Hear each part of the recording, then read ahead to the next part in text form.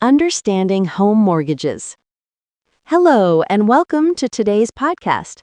In this episode, we are going to explore a topic that is not only crucial for anyone planning to buy a house, but also extremely useful for expanding your English vocabulary: home mortgages.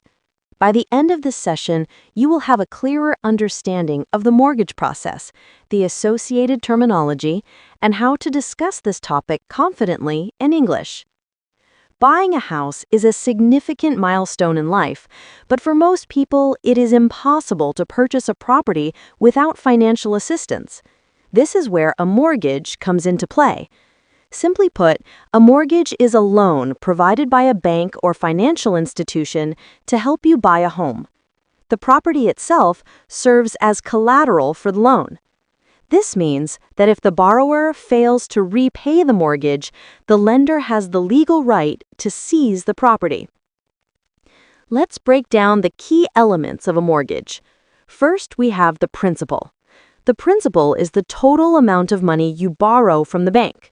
For instance, if the house costs $400,000 and you make an $80,000 down payment, the principal of your mortgage will be $320,000.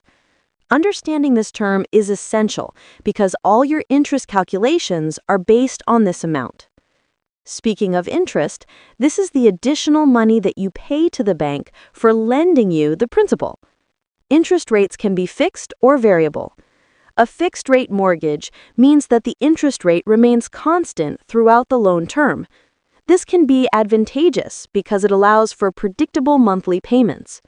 On the other hand, a variable-rate mortgage can fluctuate depending on market conditions.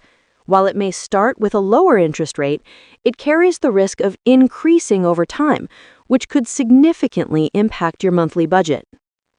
Another crucial term is the loan term. The long term is the duration over which you agree to repay the mortgage, typically ranging from 15 to 30 years.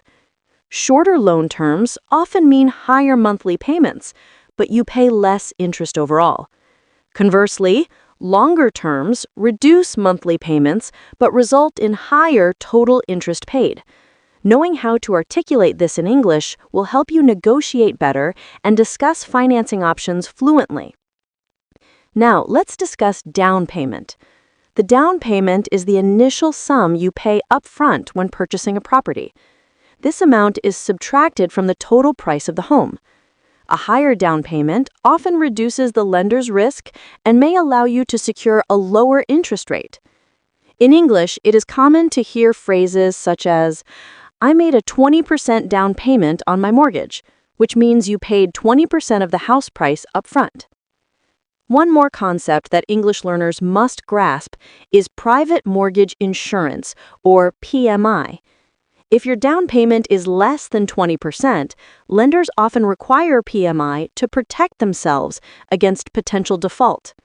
This insurance increases your monthly payment slightly, but is sometimes unavoidable for first-time homebuyers. You might encounter sentences like, "Because my down payment was only 10%, I had to pay PMI for the first 2 years." When you discuss mortgages in English, it's also useful to know about closing costs. Closing costs include fees for property appraisal, legal services, and title insurance, among others. They can range from 2 to 5% of the purchase price, and they are paid at the time of closing the deal. For instance, you might say, "I budgeted $6,000 for closing costs when I bought my home." Another advanced term is amortization. Amortization is the process of gradually paying off your mortgage over time through regular monthly payments that cover both principal and interest. You might hear phrases like, "The amortization schedule shows how much of each payment goes toward interest versus principal." Mastering this word will make your English conversations about finance more sophisticated and professional. Now that we understand the terminology, let's talk about practical advice for potential homebuyers. First, it is crucial to assess your financial situation carefully. Determine your monthly income, expenses, and savings. Use online mortgage calculators to estimate monthly payments and see how different interest rates affect your budget.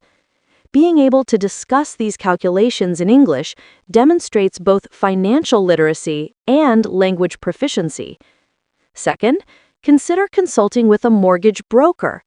A mortgage broker acts as an intermediary between you and various lenders, helping you find the most favorable terms.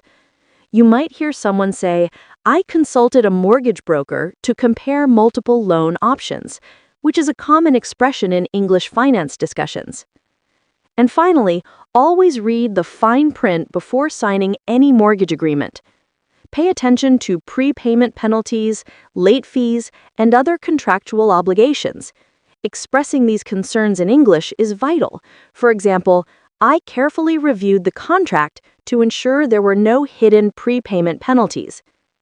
In conclusion, understanding mortgages is not only essential for your financial well-being, but also a remarkable opportunity to learn English vocabulary related to finance, negotiation, and legal matters.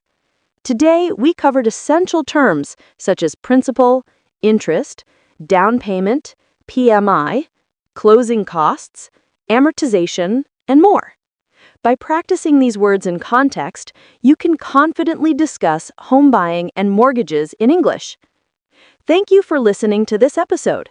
Keep practicing and remember, improving your English while learning about real-life topics like mortgages is both practical and rewarding. Until next time, happy learning!